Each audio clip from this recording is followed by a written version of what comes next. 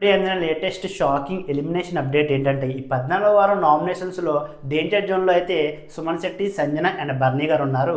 వీళ్ళ ముగ్గురులో ఖచ్చితంగా ఇద్దరు ఎలిమినేట్ అయిపోతారు. బర్నీ గారు, సుమన్ శెట్టి ఎలిమినేట్ అయిపోతారు. నేను ఆల్రెడీ చెప్పాను కదా. అండ్ ఈరోజు సాటర్డే ఎపిసోడ్లో సుమన్ శెట్టి గారు అయితే ఎలిమినేట్ అయిపోతున్నారు. సుమన్ శెట్టి గారు ఎప్పుడో ఫస్ట్ వీక్ ఆర్ సెకండ్ వీక్లోనే ఎలిమినేట్ అయిపోవాలి, కానీ ఇప్పటి వరకు చాలా బాగానే లాక్కొచ్చారు. గేమ్స్ అంతలాగా బాగా ఆడకపోయినా సరే తను జెన్యున్గా ఉండడం, కామ్గా ఉండడం, తనకైతే బాగా ఫాలోయింగ్ ఎక్కువైంది.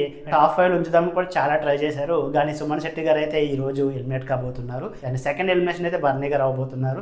బర్నీ గారు టాప్ 5 లో ఉండే కంటెస్టెంటే, కానీ బయటకు వెళ్ళొచ్చిన తర్వాత తన గేమ్ ప్లే అయితే చాలా బాగుంది. ఫస్ట్ నుంచి ఇలాగే ఆడుంటే ఖచ్చితంగా టాప్ 5 లో ఉండేవారు, కానీ బర్నీ గారు అయితే రేపటి ఎపిసోడ్లో అయితే ఎలిమినేట్ కాబోతున్నారు. ఈ రోజు సాటర్డే ఎపిసోడ్లో సుమన్ శెట్టి ఎలిమినేట్ కాబోతున్నారు. రేపు పొద్దున్న సండే ఎపిసోడ్లో అయితే బర్నీ గారు ఎలిమినేట్ అయిపోబోతున్నారు. ఈ 14వ వారం అయితే సుమన్ శెట్టి, బర్నీ గారు అయితే ఎలిమినేట్ కాబోతున్నారు. టాప్ 5 లో అయితే సంజన ఉండబోతుంది. సంజన గేమ్ ప్లే ఫస్ట్ నుంచి అయితే చాలా బాగుంది, చాలా కంటెంట్ అయితే ఇచ్చింది. అండ్ సీజన్ హిట్ అవ్వడానికి మెయిన్ సంజనయే కారణం. గుడ్ టాపిక్ నుంచి కంటెంట్ ఇస్తూ చాలా హల్చల్ చేసింది ఈ సీజన్లో అయితే. అండ్ టాప్ 5 లో తను ఉండాలని చాలా మంది ఫ్యాన్స్ అయితే కోరుకున్నారు. వాళ్ళ ఫ్యాన్స్ అయితే ఖచ్చితంగా టాప్ 5 లో ఉంచారు.